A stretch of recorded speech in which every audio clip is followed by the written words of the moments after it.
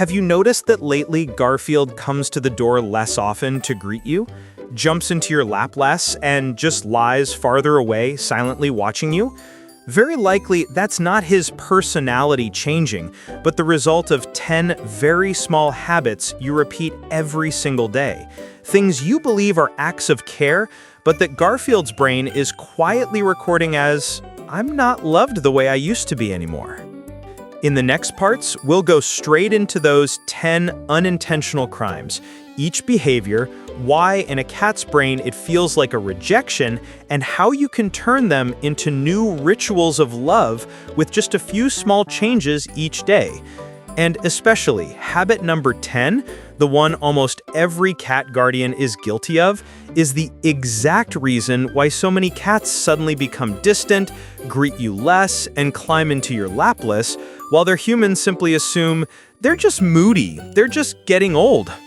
If you're living with a cat and truly want to know where you might be unintentionally hurting them, hit like, share this video, and subscribe to the channel right now. Not just to support for fun, but to belong to a community of cat guardians who want to love the right way, with real science, and in a way that matches what a cat actually needs.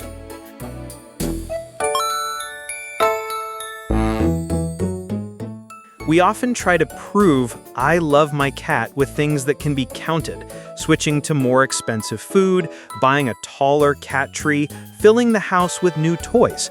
All of that has value, but to a cat, those things are just background scenery. What they actually read is not the price tag, but the way you repeat yourself around them every single day. In a cat's world, love doesn't appear in the form of the sentence, "I love you so much," but in the form of tiny rituals.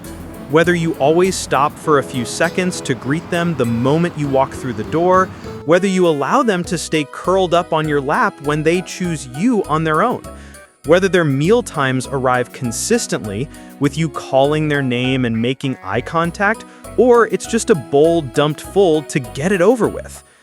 Whether those slow blinks, those moments when they choose to lie exactly where you just sat, are answered or treated as if they were accidental.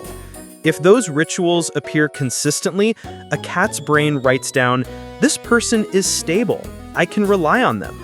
If they only appear when you're free, when you're in a good mood, when you remember, the brain writes a different sentence. "This is a good place, but I shouldn't expect too much." The good news is, to change that sentence in your cat's head, you don't need more stuff. You just need to adjust a few daily loops. Greeting, playing, feeding, slow blinks, and turn them into fixed markers in the day, like an invisible schedule that both you and your cat know by heart.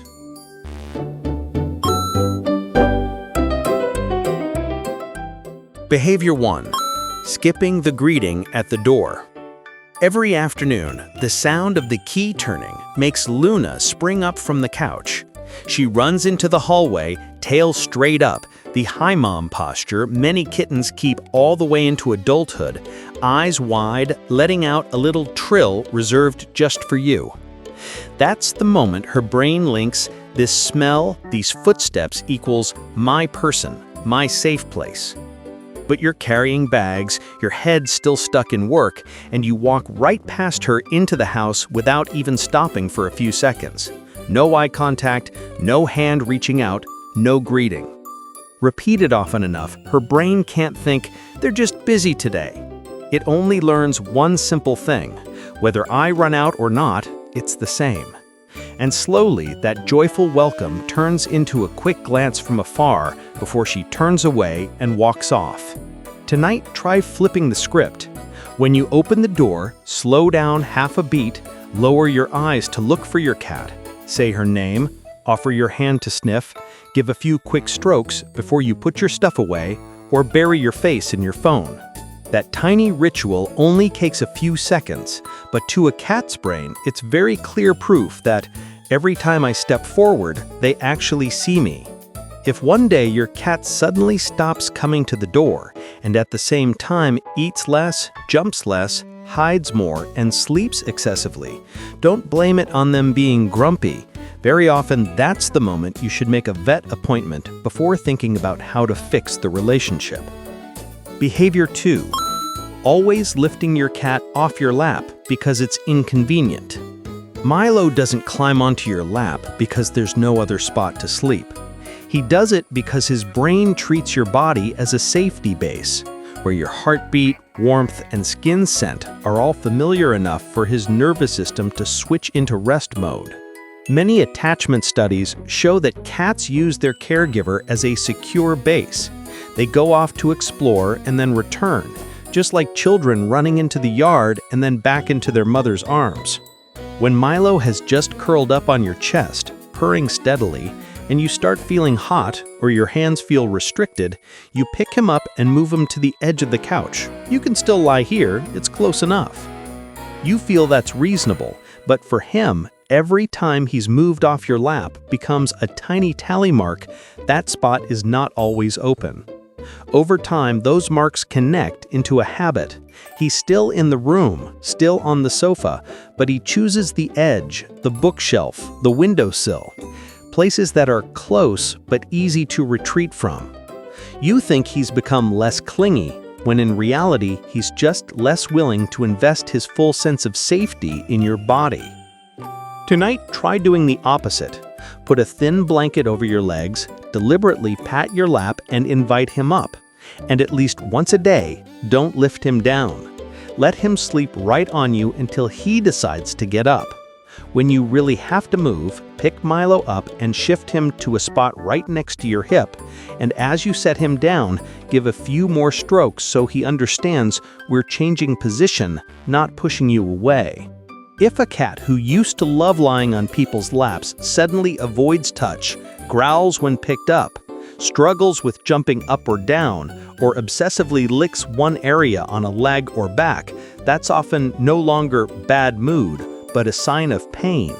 At that point, your priority should be a vet visit first, then worry about emotional issues later. Behavior 3. Pushing your cat off the places that smell most like you. Oscar doesn't choose your pillow, your chair, or your keyboard at random. To a cat's brain, those are the strongest human scent nests in the house, where your skin, hair, and sweat cling the thickest.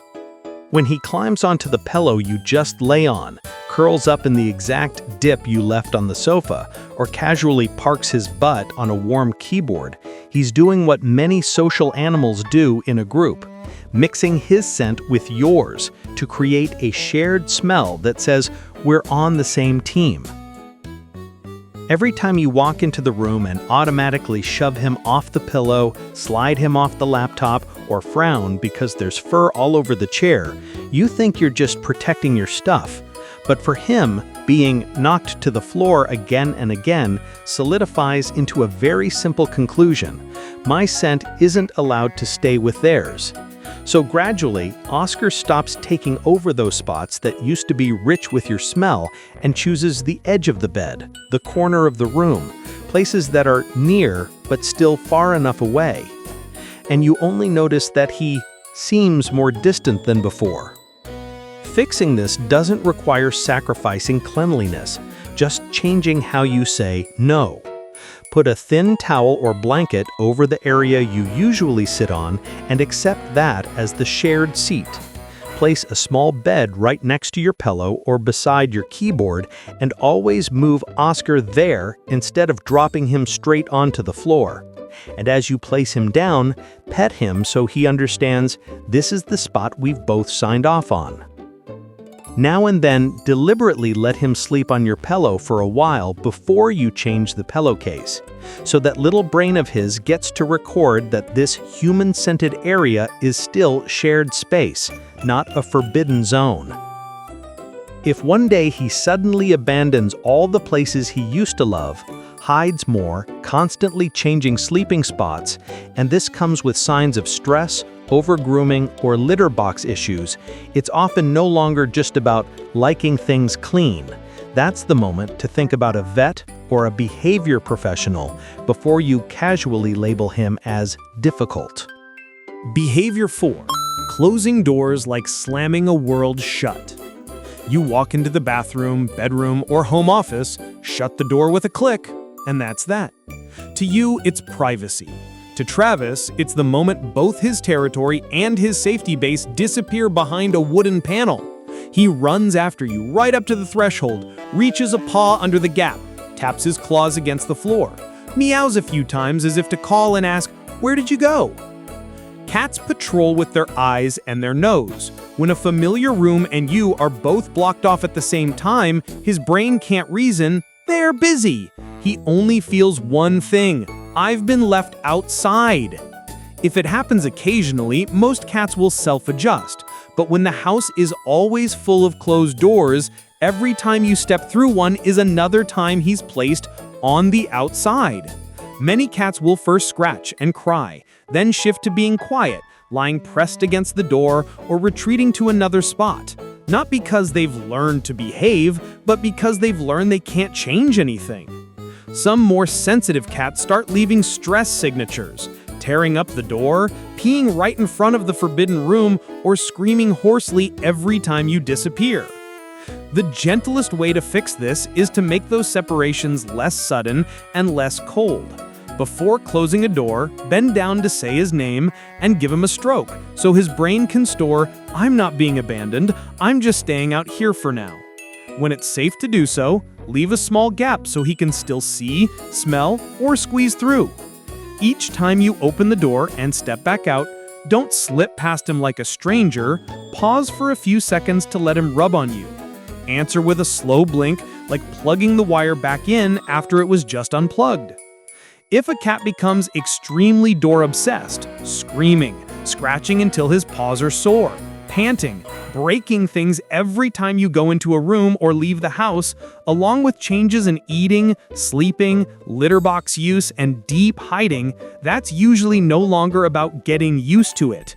That's when this needs to be handed over to a veterinarian, and if needed, a behavior specialist, instead of just telling him to stop being annoying. Behavior 5. Starving play, treating playtime as if I have time. Loki drags a toy mouse to your feet, drops it, eyes wide, tail gently quivering, his whole body slightly leaning forward. That's a very clear hunting invitation. Inside his brain, the sequence of stalk, chase, pounce, bite is lighting up, just like his ancestors in the wild, except the prey is now an old toy. You glance over, pull your laptop back towards you, and think, let him play by himself. I'm busy. The mouse lies still, Loki gives himself a grooming session to fill the moment, then jumps onto a shelf to stare out the window. Day after day, the toy corner gets dusty. The wand toy is tossed aside, and you get used to a cat who is good, doesn't demand play, when in reality, there's a nervous system being compressed with no outlet. Predatory energy doesn't just disappear. It either turns into destroying things, ankle biting, attacking hands, or flips to shut down, sleeping endlessly, reacting blandly to everything. Playing with your cat is not a bonus. It's how you let his brain do what it was evolved to do. Tonight, just turn off your screen 10 minutes earlier, pick up the wand toy, let Loki stalk behind the chair, race around the room, pounce once or twice with real satisfaction, and finish by actually catching the prey and getting a few treats. You'll see a difference right away. He'll be less destructive, sleep more deeply, and look at you as a hunting partner instead of just a food dispenser. If a cat who once loved to play suddenly stops playing, turns away from toys, and this comes with lethargy, unusual breathing, weight loss, or abnormal eating and drinking, that's usually no longer about bored of toys, but a sign of illness. At that point, what he needs first is a vet visit, not a new toy. Behavior 6. Feeding like pumping gas on your random schedule. Your body can handle eat when hungry, skip when busy, but for Garfield, meals are the axis that anchors his whole day. When it's time in his inner clock, hunger hormones rise, his stomach contracts, he starts circling his bowl, looking towards you, meowing a couple of times as if to call and ask, "Where did you go?" Some days he gets fed on time. Other days, the meal is delayed for hours, and some days you forget completely, then dump in a big eat whenever portion. To a cat's brain, this lifeline becomes unpredictable. Behavior studies show that in most cases, cats who are fed at roughly consistent times show fewer signs of stress and are more sociable. When meal times jump around, the message they receive isn't "my human is busy," but "I'm not sure if I'll be fed on time today." When you casually toss a handful of kibble into the bowl without saying their name, without looking at them, and then walk away, they're getting enough calories but missing the feeling of being truly cared for by someone. You don't have to live like a cloak. You just need to rebuild a few relatively fixed time frames. For example, morning, afternoon, and evening, and turn each feeding into a small ritual. Say their name, say a familiar phrase, put the bowl down, and wait for Garfield to walk up before you step away. If your schedule is a mess, use an automatic feeder, but still try to keep at least one meal a day that comes directly from your hands, so meals don't become a pure fuel transaction. If your cat stops eating for more than 24 hours or suddenly changes eating habits along with vomiting, diarrhea, weight loss, a bloated belly, or unusual breathing, that's no longer a scheduling problem, but a legitimate reason to get to a vet clinic as soon as possible. Behavior 7. Ignoring slow blinks as if they're just random eye movements. Felix lies on the edge of the bed, quietly watching you. After a while, his gaze softens, eyelids lowering slowly, holding for a beat, then opening again. Not a random blink, but a hug with his eyes. In the cat world, this is how many of them say, "I feel safe with you here. I don't have to keep watch on you." To dare to close his eyes in front of you for a few seconds, his brain has to temporarily switch off its vigilance mode, something evolution has programmed to always stay on. When you glance over and then immediately look back at your screen again and again, Felix can't interpret that as they must be busy. He simply thinks there's no point sending the signal. Over time, the slow blinks become less frequent, and his eyes look more indifferent, simply because that channel of communication isn't useful anymore. This one is incredibly easy to fix. Whenever you catch your cat looking at you, try relaxing your face, closing your eyes slowly, holding for a beat, then opening them softly, exactly like a slow blink. Many cats will exhale, drop their head, or turn away in a much more relaxed posture. To their brains, you've just spoken back in their own language. "I trust you too." If a cat who used to look at you often and slow blink a lot suddenly avoids eye contact completely, turns away the moment you look at them, and this comes with hiding, reduced appetite, changing sleeping spots, and a stiff, tense body, then the problem usually goes beyond hurt feelings and may be pain or serious stress. That's when it's best to present the full set of changes to your veterinarian. Behavior 8. Forcing baths and grooming so they smell clean by human standards. To you, a cat is a fur ball on the bed, so they must smell like shampoo to be considered clean. To Leo, his coat is armor, and his body scent is what safety feels like. A cat's tongue is covered with tiny hook-like barbs made to groom their own fur, remove loose hair, and distribute oils. That's why many cats spend nearly half their waking time just licking their coat. When you carry him into the bathroom, close the door, pour water over him, rub in strongly scented shampoo, scrub again, and then towel dry him the way you want, his brain doesn't understand spa day. He only feels being held tight, slipping, cold, all his familiar scents stripped off and replaced by some strange smell. After a few times, just hearing running water is enough to make him avoid your hand altogether because he's linked you to that out-of-control experience. If your cat hasn't gotten greasy, into chemicals, or been diagnosed with a skin condition that your vet specifically told you to bath, in most cases, they don't need full-body baths. What you perceive as kind of smelly is usually just your nose being unused to cat scent, while that very smell is what makes them feel like this is really me. The safest approach is to let them handle their own coat and only support them with a damp cloth or pet-safe wipes for areas they can't easily reach. Stroking with the fur, using a light hand, and not swapping out their natural body odor for something strong and artificial.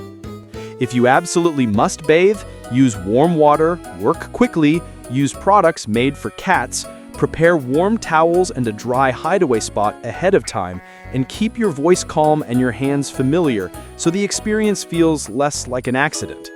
If you notice your cat starting to hide from you, growl when you approach, or dive under the bed whenever he hears you raise your voice, along with other stress signs like over-grooming, changes in eating, sleeping, or litter box habits, that's the time to stop all punishment and take the whole story to a vet or a behavior specialist before the relationship between you cracks for good. Behavior 9. Using scolding and punishment to teach them a lesson. Simba scratches the sofa, you jump up, shout, "Hey!" clap loudly, or grab a spray bottle and shoot water straight at him. He startles, back arched, eyes wide, ears flattened to his head, heart racing. Next time, in the exact same situation, he still scratches, but he'll wait until your back is turned, or he'll switch to biting hands, wrecking curtains, or peeing somewhere else.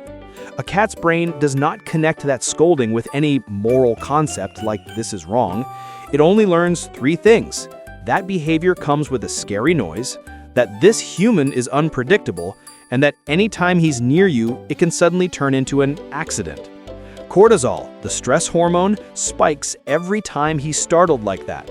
And over time, you're left with a cat who looks at you with wary eyes, ready to flee or defend himself. Not a cat who understands the couch is off limits. Instead of teaching a lesson through fear, teach him where scratching is allowed. Get a sturdy scratching post that's tall enough placed right along his normal path. Every time Simba moves toward the sofa, gently block him, guide him to the post, scratch on it yourself a few times as a demo, quietly praise and reward him when he uses the right spot. At the same time, temporarily cover the sofa area he loves to scratch with something like thick fabric, double-sided tape, or furniture cover, so he gets bored with that texture altogether. When you need to stop a dangerous behavior, like jumping on a hot stove, climbing into the washing machine, use your voice, toys, or closed doors, not your hands to hit, shove, or spray directly into his face.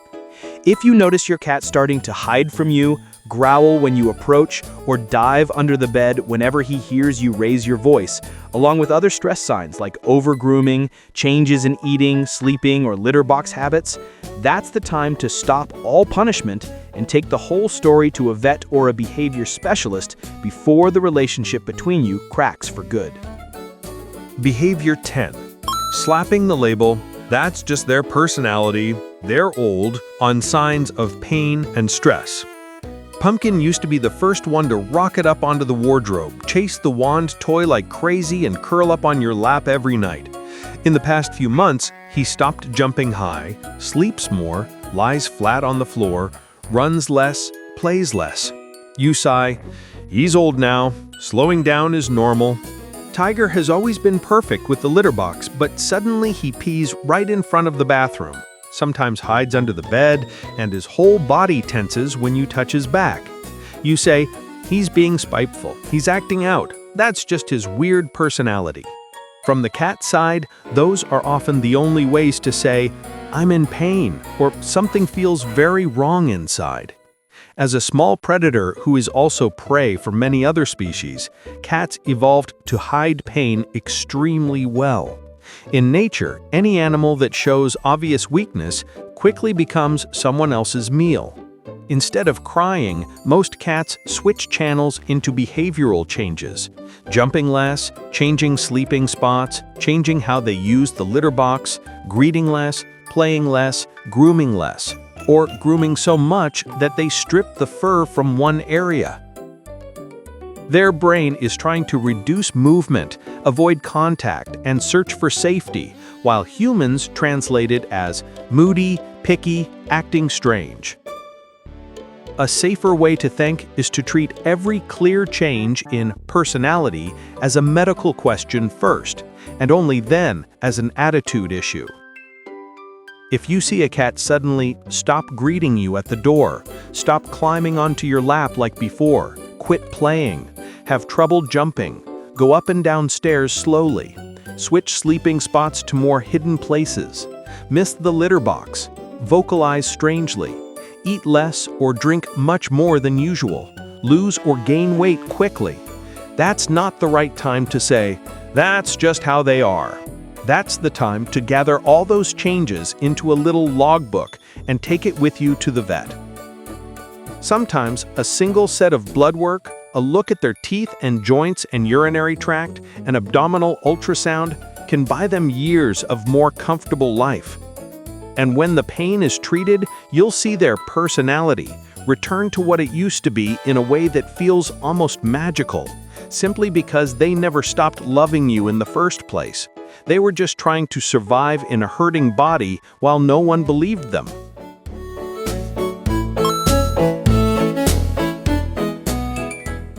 If we strip away all the stories like, they're sulking, they're being snobby, that's just their personality, a cat's brain mostly revolves around two things: finding a safe base to cling to and staying alive.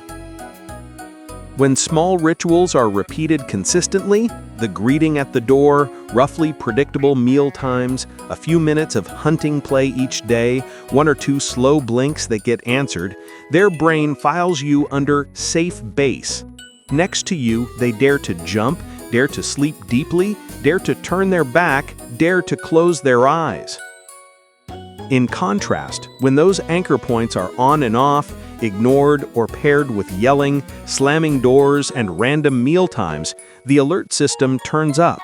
Cortisol doesn't have to explode. A low, constant trickle over time is enough to turn a calm cat into a creature that's always on guard. What makes everything harder is that cats rarely speak loudly when something is wrong. Pain, discomfort, stress usually don't come out as sound, but take the long way around through behavior. Suddenly jumping less, changing sleeping spots, quitting play, missing the litter box, grooming far too little or far too much, avoiding your eyes, avoiding your hands. That's how a species that is both hunter and prey hides its weaknesses, not being dramatic or having an attitude. If there is one sentence to remember, it's this: a cat's brain records whatever is repeated around them.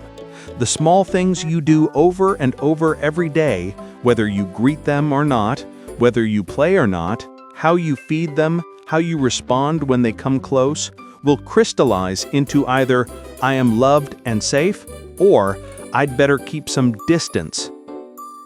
You can't control everything in a day, but if you deliberately build a few stable neural landmarks, greeting at the door, one short hunting play session, a meal with a little ritual, a slow blink that gets answered, regular health checkups, that tiny brain will do the rest on its own. If it gets enough good data, it will choose to trust you one more time.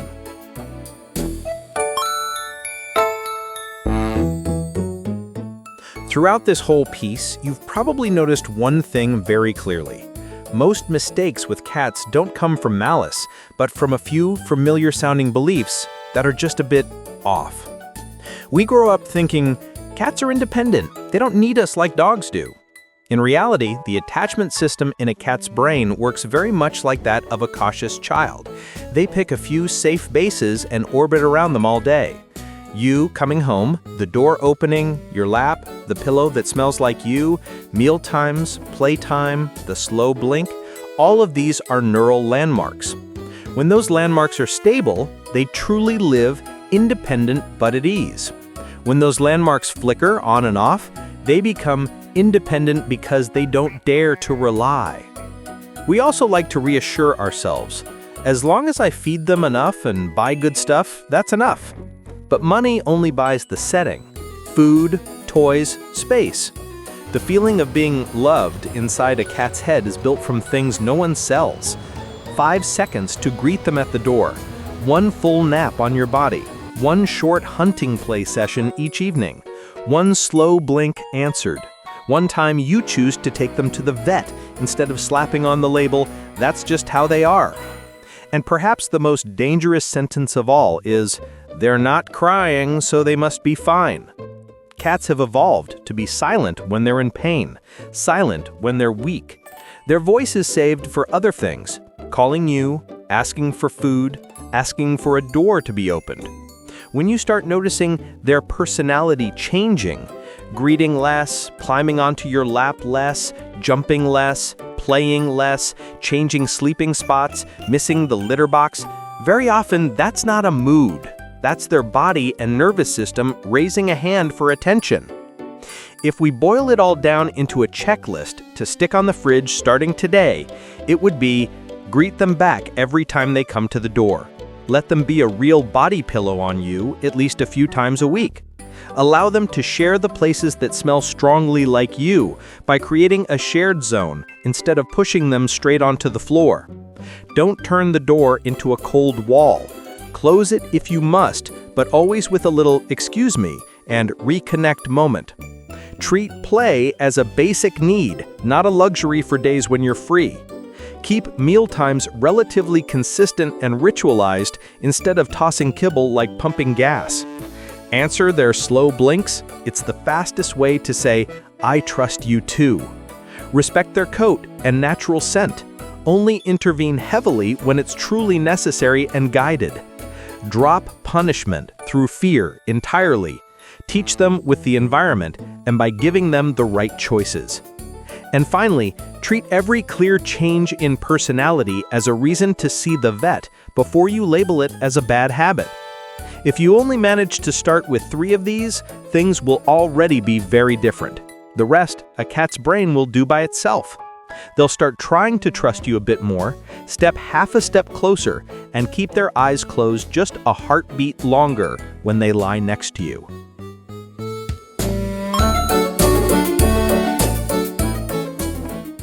Tonight, before you go to bed, try turning off your screen, sit down, and look at the cat in your home as if you were meeting them for the very first time. A creature not even as tall as your knee, living their entire life in a few rooms with no idea what money is, no understanding of deadlines, unable to read a single word you write, and yet using everything they have to believe, "When I'm near this person, I'm safe." Every time you greet or ignore them at the door, let them sleep fully on your lap or lift them off. Play with them or leave the toys lying there. Take them to the vet or slap on the label, "That's just how they are." You're quietly answering that question in their head. You don't need to say, "I love you so much." You just need to repeat the small rituals. Greet them when you come home. Give them a real nap on your body. Let them hunt for a few minutes each day. Slow blink back when they look at you. Pay attention when their personality changes and take them to the vet. A cat's brain doesn't understand promises, but it believes in what is repeated. If this video made you think of a tail that doesn't stand as tall as it used to, a greeting that's not as enthusiastic, a lap that's been missing a tiny, very familiar body, then tonight is the best time to start fixing things. Not with words, but with actions. If you want other cat guardians to avoid unintentionally hurting their cats in the same way, please hit like, share, and subscribe. Not for the channel, but for the cats lying somewhere in their homes right now, quietly wondering, "I don't know, do they still love me the way they used to?" Just a gentle reminder, our team has a veterinarian working alongside us. If your cat shows any strange signs or worrying symptoms, leave a comment below. We'll take a look and support you as soon as we can. In an emergency, please take your cat to a clinic right away.